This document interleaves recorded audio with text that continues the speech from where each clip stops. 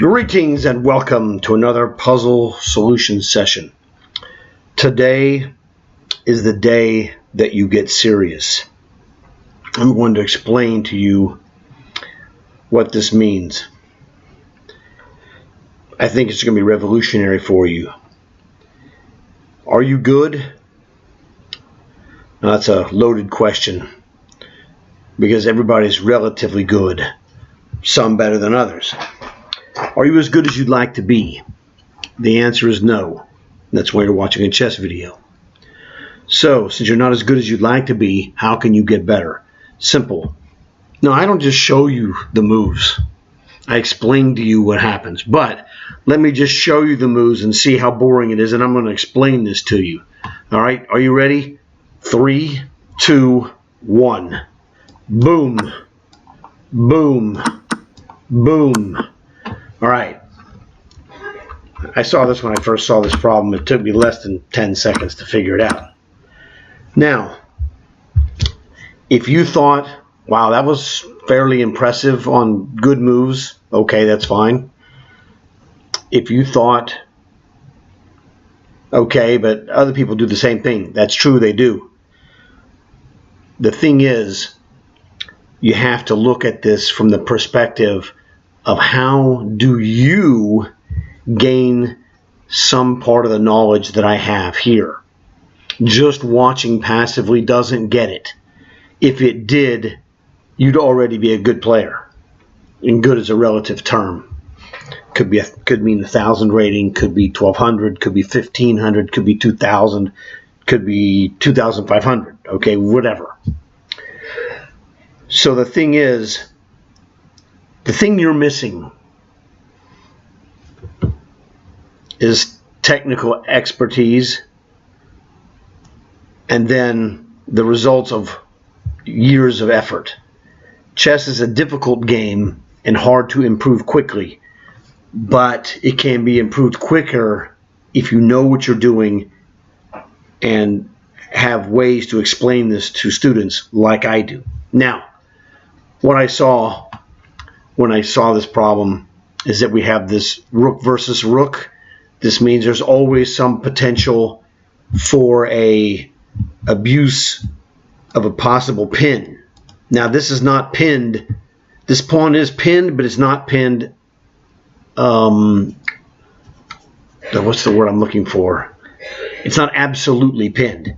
If this pawn moves, you don't get checkmated, or it's not, the king's not there so that you can't take back. He can take back, but it loses when he takes back. So I saw that, if I ever could get this queen here, I'd have this check to win this rook. And so I sort of going backwards and thinking, well, what's the first thing that I tell you? My dad's #1 rule, when in doubt, always do this. And this never fails. My dad's #1 rule. What's he trying to do to me? Well, clearly he's checking me. Now, we have to first identify the #1 threat or activity in the position. In this case, it's a check. It's not a threat. He's checking us. We must, by rule, respond to the check. How can you respond? Well, we can interpose, a solid move. We could move, king to d8, another solid move. These are both very passive. They're not doing anything. So we look at the passive move and goes, well, those aren't doing anything. Do I have anything better? We could go even knight back to c6, okay? Passive. Active moves are things that, have a conflict or destruction. Queen takes bishop is the most obvious confrontational move I can play. Well, what if I just take his bishop? You check me, I'll take your bishop. Queen takes bishop, okay? Well, he's going to take it. He can always choose not to take it, which he would just be losing. So if I play queen takes bishop and he goes bishop takes knight, queen takes bishop, and I've just won a piece for nothing. I won 2 bishops for a knight. So we play crunch. Eat this, okay? He's like, I'm going to take your queen. I'm like, good. You sure you want to take that queen, buddy? Because that pawn was pinned. Why is it pinned? It's pinned not to a specific piece like a queen or a king. It's pinned to a combination. And the combination is rook captures rook, a deflection and decoy of the queen to a horrible square, which allows us, kaboom, to hit him with the crushing check. And then knight takes queen, and look at me. I've won a piece in broad daylight. And I'm gonna take this b pawn. I'm either gonna take this pawn or I'm gonna move to this square.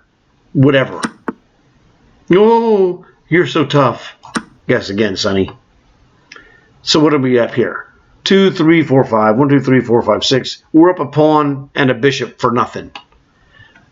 And as a result of our combination, we have cleared a ton of material off the board. So while the percentage of winning this game is not 100% at this moment, it's probably like 90+%. Okay, between players of reasonably close ability.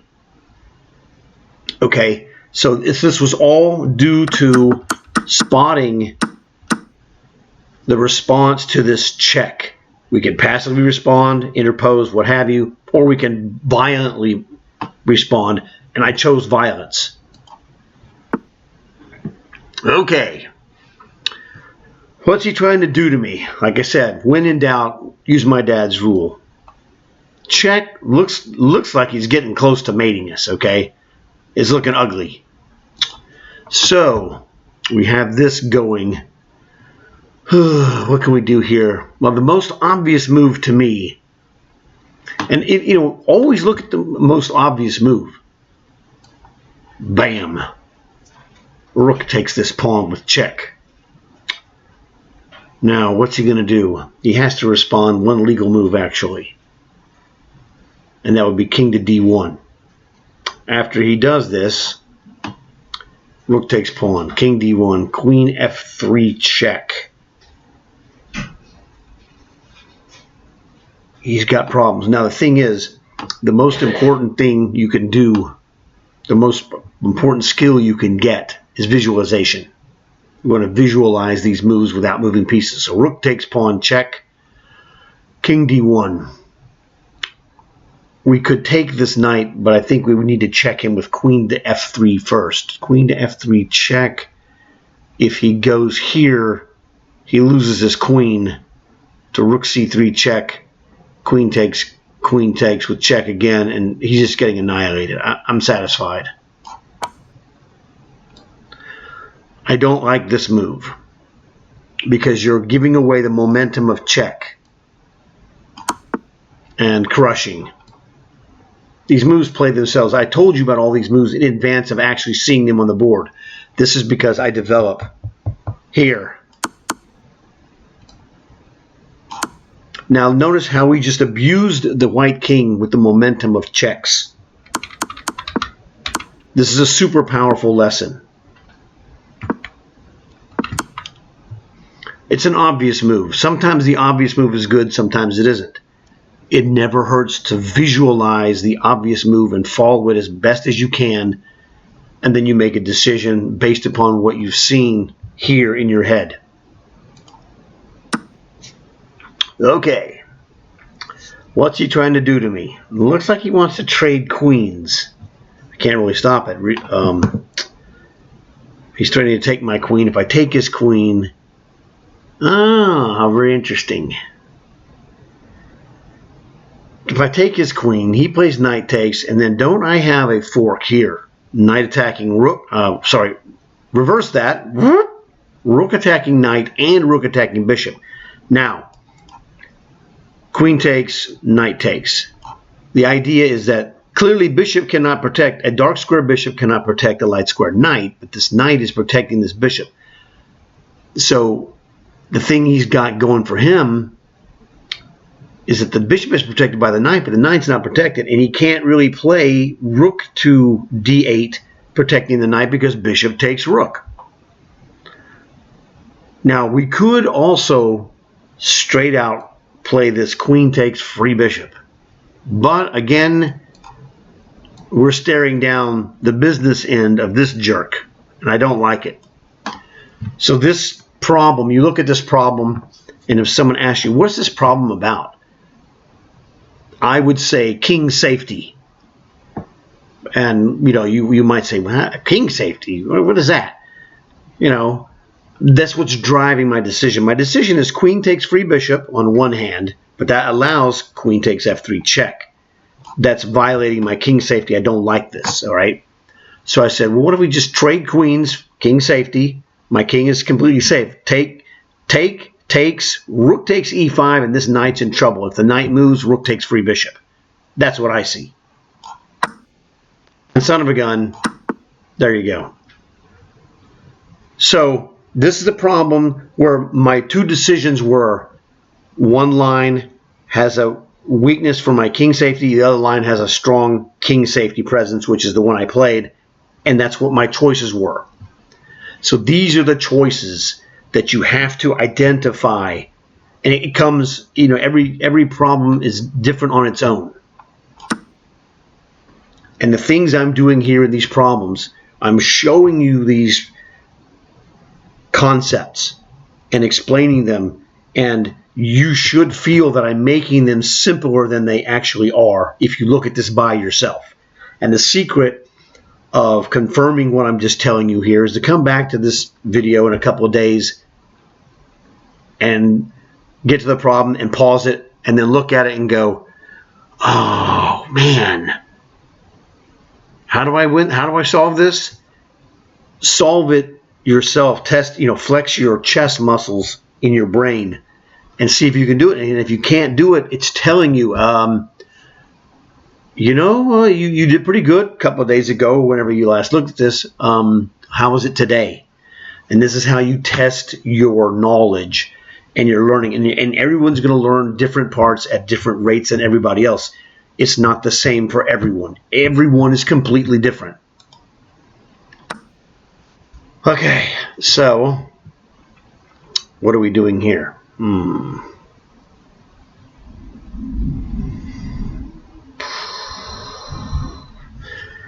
What's the only good idea in this position is an interesting thing.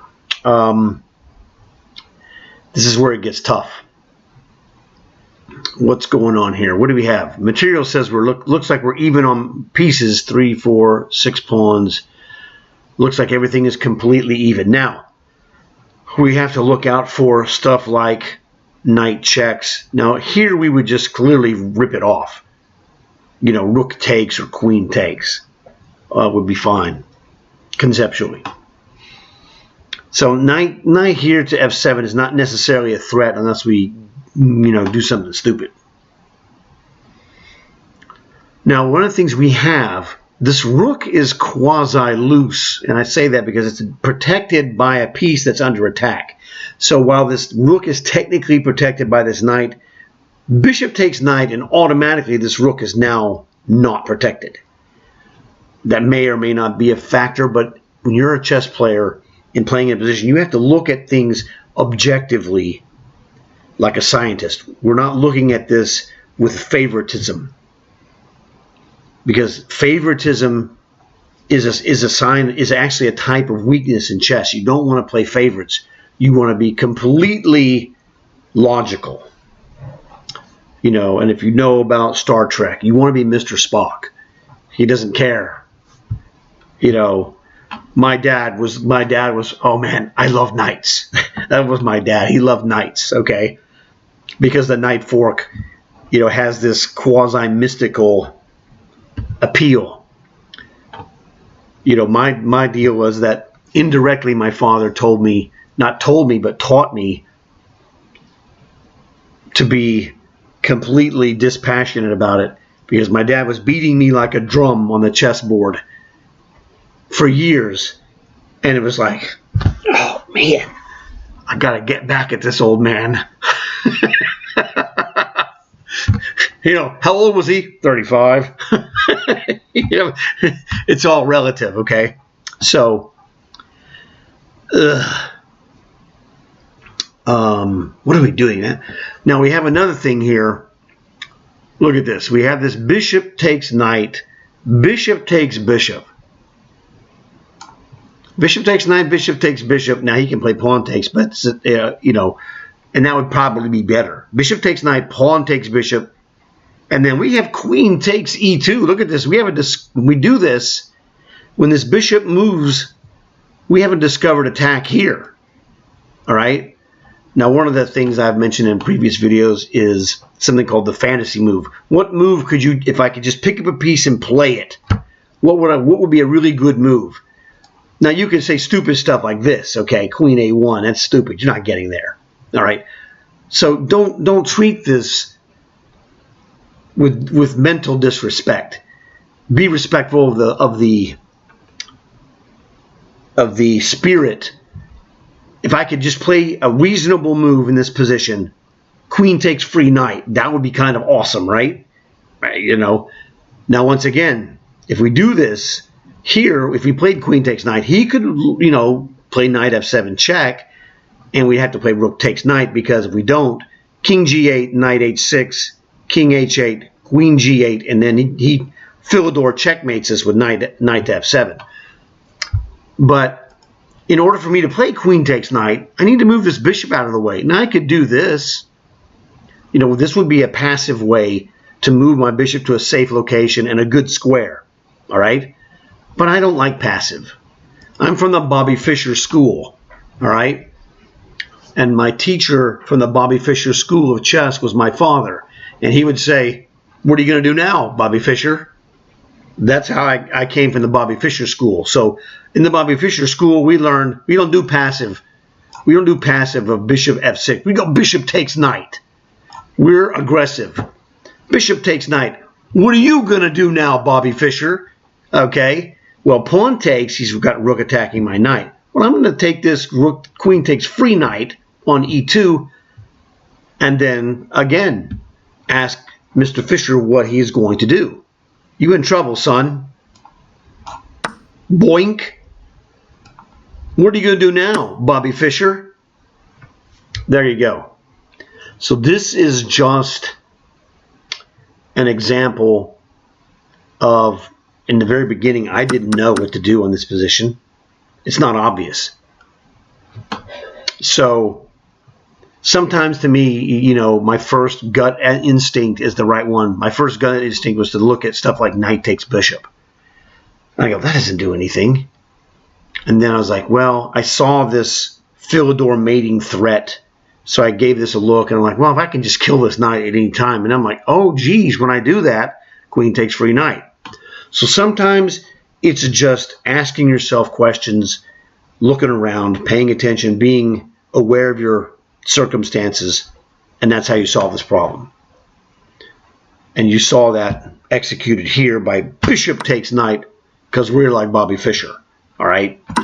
He took it, making a new threat on my knight. But when I take your knight, not your knight, but your knight, his knight. Well, I'm not going to point at you, but the guy above me. There you go. So I take his knight, and I'm guarding my knight. And if he messes with me, you know, in any way, for example, if he just goes like queen to d2, I could always run away, queen to g4. I could check him and then dodge, what have you. So the whole point is use your abilities, whatever they are.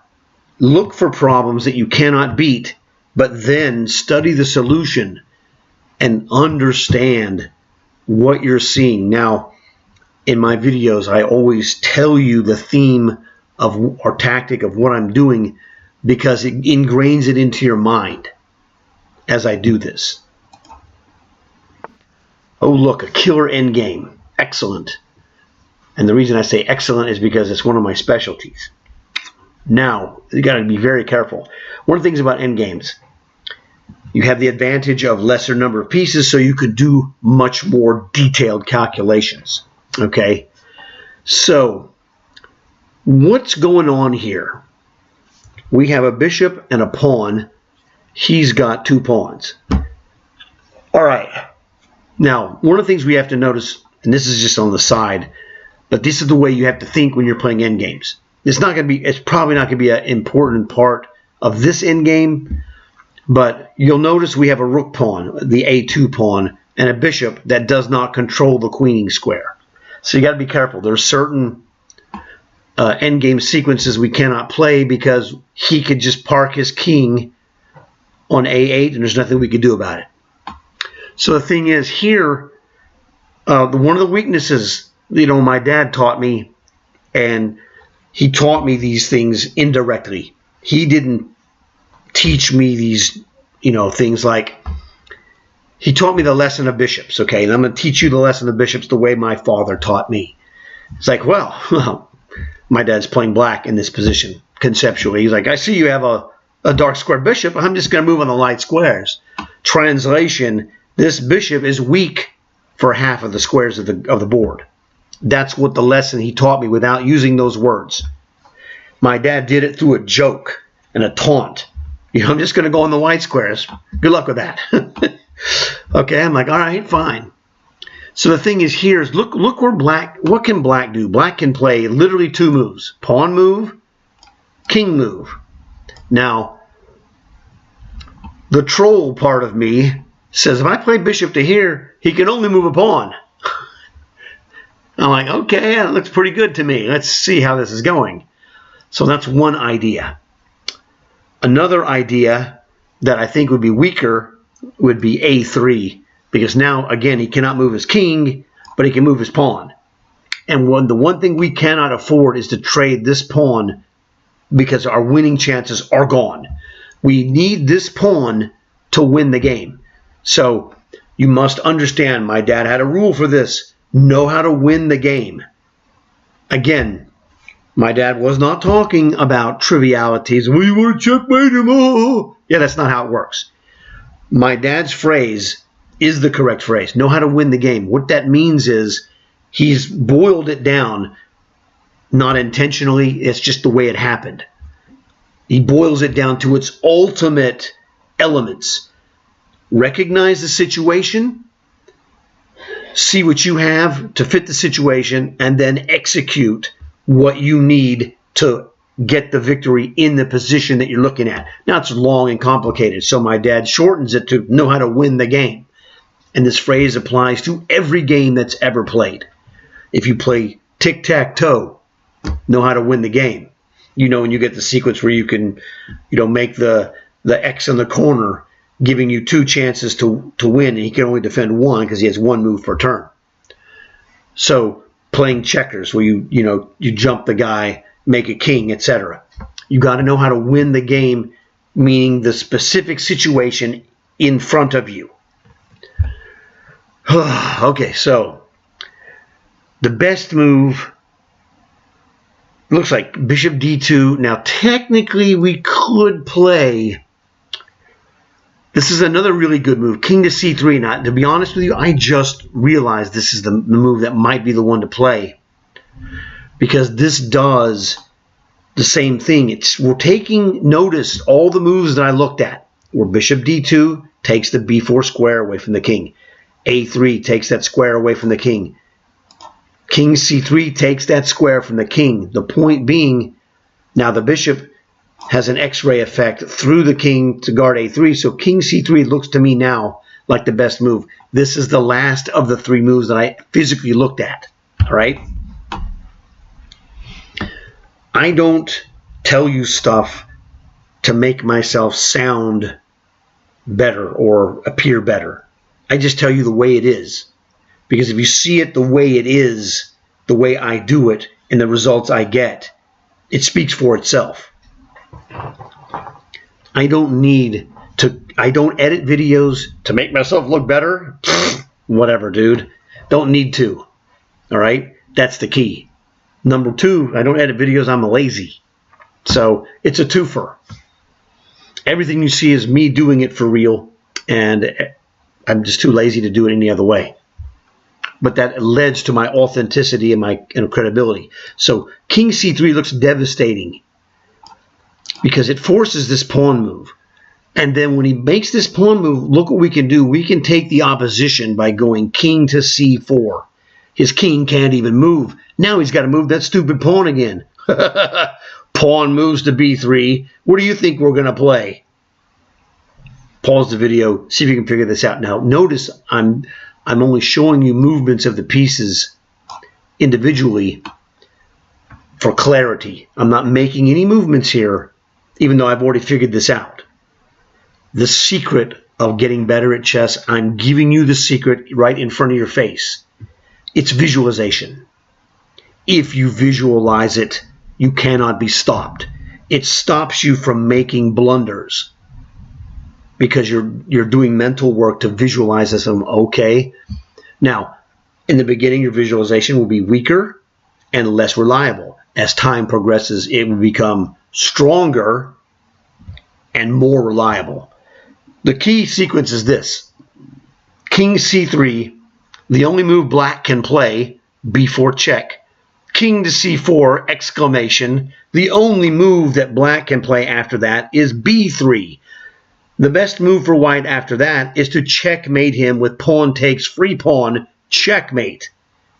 That's how my dad would say it, so that's how I'm going to say it. You ready? Let's go. There you go. Notice I did this visualization in my head. I already know this is checkmate. Checkmate. So, if you rewind this to the very beginning of this problem, you'll see I didn't move any of these pieces until I told you in advance what I was going to do, and then I gave you the exact sequence of how it was going to go because of this. And this is what I call chess brain. Chess brain is better than chess eye. Now, a lot of moves we play with chess eye. That's something you learn over time. I call it my spidey senses. So, another endgame masterpiece explained.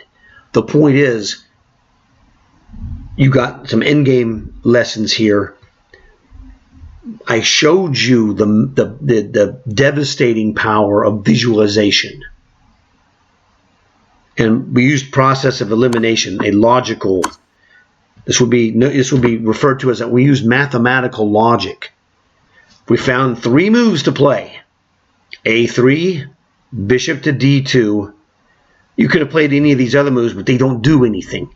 You know, or as my dad would say, they don't threaten to do anything. What's he trying to do to me? That kind of a deal. What was I trying to do to him? Well, bishop to E3 does nothing. F4 does nothing. Bishop to G5 or H6, they do nothing. I never even considered these moves because they weren't doing something. I want to make a move that does something constructive. And the first thing I saw was bishop D2, let's restrict this king movement. Now, bishop D2 was wrong, but that's okay. In the chess brain, I get to look at the wrong moves for free and go, no, that move's not very good, so let's do something else. And then we looked at A3. Again, problem is it's going to make him play B4, and we don't have any light square checking. So we can't. I told you we cannot lose this pawn. We lose the game when that. We lose the ability to win the game if we lose this pawn. So A3 was terrible. So A3 double question mark. Bishop D2 double question mark. And then king to C3, maintaining the same philosophy of restricting the king's movement, forcing him to check us. We move to the white squares. He can't mess with us. And then he just walks into a self. It's a self-mate is what this is. Black self-mates because he's got only one move. King C3, B4 only move, check. King C4, B3 only move, pawn takes free pawn, checkmate. You don't have to be good at chess to win this. You just have to be good enough to find the right move, and he has to only one move, and you're like, well, I'm just going to go. I have to avoid this check, and by restricting his motion by King C4, we're in Zugzwang here. I'm sorry, not Zugzwang. We are in opposition. He can't move his king. His king is completely without moves. He has to move his pawn, and you take it. It's checkmate. Donk. I make it look easier than it is. The point being that I'm showing you how I go through the process. You can go through this process. This is a learnable skill.